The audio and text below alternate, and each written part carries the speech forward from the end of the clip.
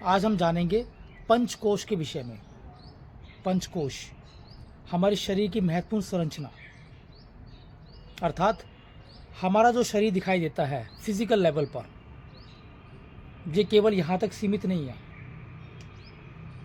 ये इससे कहीं ज़्यादा है। अर्थात इसमें 4 परतें और हैं। इन परतों को हम कोश कहते हैं, खजाना कहते हैं। 2 शब्दों से बना है पंचकोश।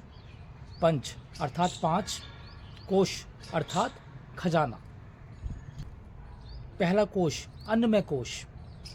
अन्नमय कोश अर्थात जो हम खाते हैं, हमारे हड्डियों का ढांचा अर्थात फिजिकल बॉडी जो अन्न से बनी है, इसलिए हमें सात्विक अन्न को ग्रहण करना चाहिए। अपने शरीर की शुद्धि के लिए हमें अपने अन्न को सही करना बहुत आवश्यक है। अगर आपका अन्न सही है तभी आप दूसरे कोष तक जा सकते हैं। वर्तमान समय में हम देखते हैं मनुष्य अन्न के तल पर बहुत गिर चुका है।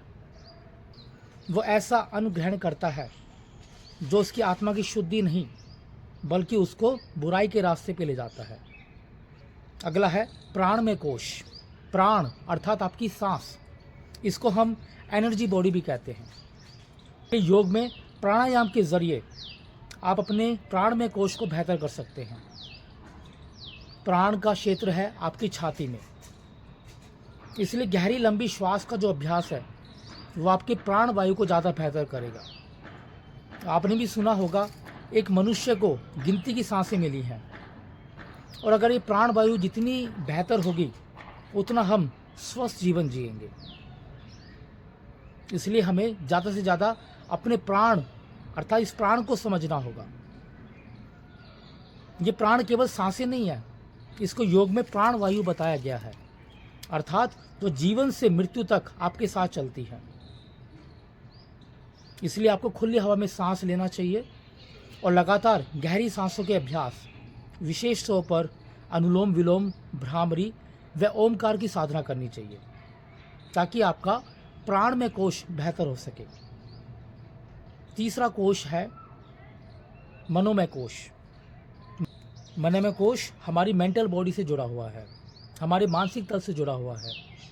हम जो सोचते हैं, जो हमारे मन में चलता है, आपका मन हमेशा कुछ ना कुछ कहता है आपसे।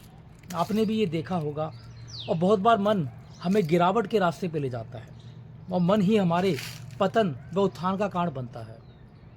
परंतु वर्तमान समय में हम देख रहे हैं कि एक मनुष्य मन के तल पर बहुत कमज़ोर हो रहा है।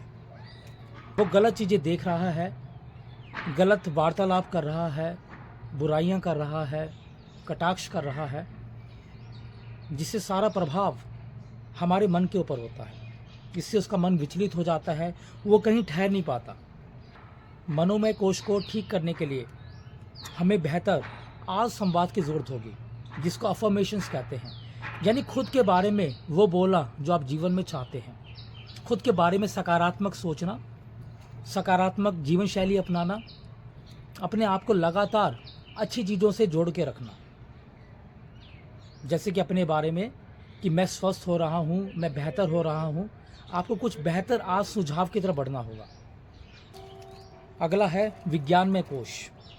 विज्ञानमय कोश हमारी बुद्धि का विकास है। इंटेलेक्चुअल, बौद्धिक तल पर हम कैसा सोचते हैं, हमारी बुद्धि किस तरीके से कार्य करती है, ये विज्ञानमय कोश के अंदर आता है। इसको ठीक करने के लिए आप ज़्यादा से ज़्यादा अफर्मेशंस करें, सुबह जल्दी उठें, योगासन से जुड़ें और अपनी आत्मा की शुद्धि करें। जो व्यक्ति बौद्धिक तल पर स्वस्थ होता है वो जीवन की नई ऊंचाइयों को हासिल कर लेता है। आखिरी है आनंदमय कोश। ये एक परम अवस्था है जहाँ तक पहुँचने के लिए पहले आपको इन 4 कोशों पे कार्य करना होगा, तभी आप आनंद की तरफ बढ़ सकते हैं। जैसे कि नाम से स्पष्ट है, आनंदमय अर्थात आनंद की अवस्था को प्राप्त करना, ब्लिसफुलनेस, एनलाइटनमेंट, परमानंद की अवस्था, जहाँ पर जिसको हमारी योगियों ने समाधि भी कहा है। एक ऐसी अवस्था प्राप्त कर लेना जहाँ पर आप सांसारिक जीवन से ऊपर उठते हैं और आप आध्यात्मिकता की तरफ बढ़ते हैं। आप खुद को जानने का प्रयास करते हैं कि मैं कौन हूँ, मेरा उद्देश्य क्या है। अर्थात आप समाज की भीड़ से अलग हो जाते हैं और आपका समय एकांत में ज़्यादा बेहतर होता है। ये पंचकोश साधना बेहद आवश्यक है, तभी आप योग की परम अवस्था को प्राप्त कर सकते हैं। पंचकोश आधार है हमारे स्वास्थ्य व आनंद का। धन्यवाद।